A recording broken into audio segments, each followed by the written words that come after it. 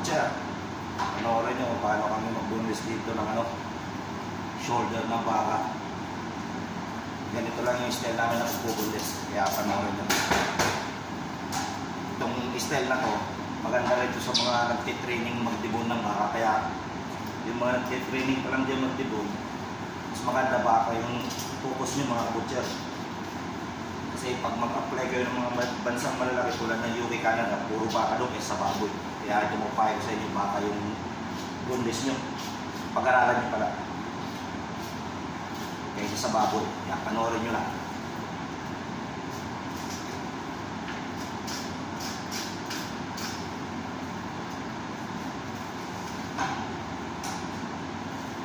Kasi pag marunong kayo sa baka, mas maganda mga kabutser. Magawa kayo ng video na nagdidibol kayo kasi ano rin yan pala requirements sa mag-a-apply ng butcher.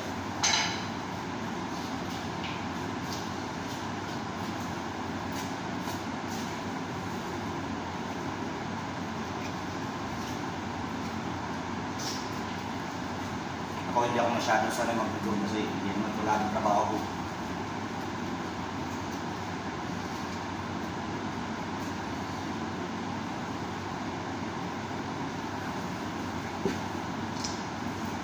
Kaya mga basic line alam ko mga kabutser.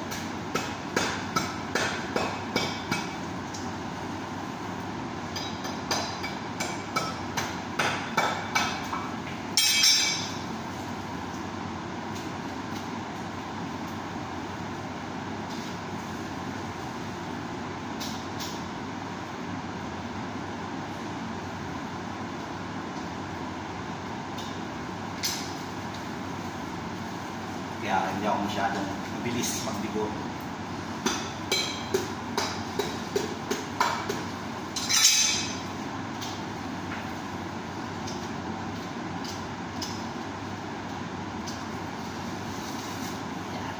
Kumalas na. Ito lang mahirap tanggalin dito.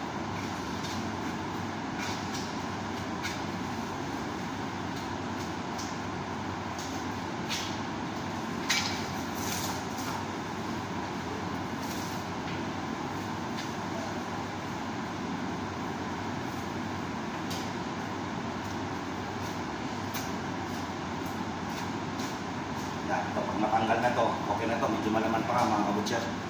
Hindi talaga sanay. Sunod na natin itong pinakabon maro niya.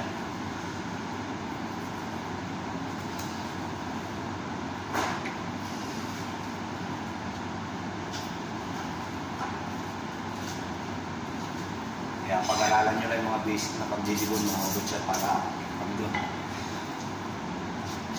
mag-training kayo sa malaking bansa. Medyo marunong na kayo sa baka.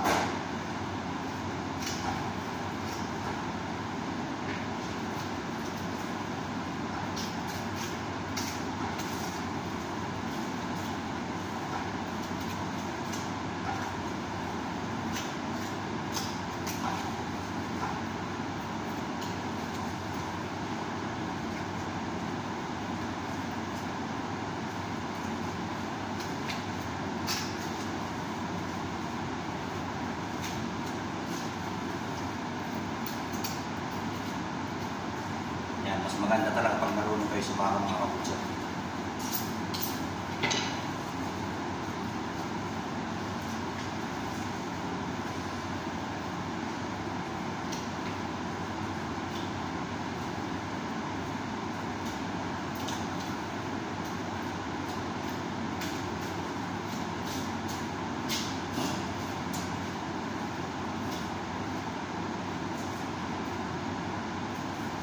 Yan.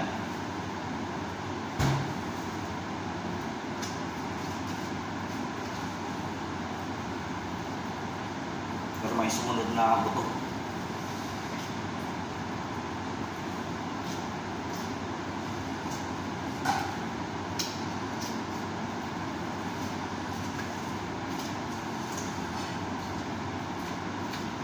maganda yung medyo marunong kayo magpatama sa mga joint para mabilis mapaklas. Yan sa iwa. Ganda pa po kayo. Kaya ito na. Totally shoulder nyo. Yan o. Yan. Kaya hanggang dito na lang mga kabutya. God bless.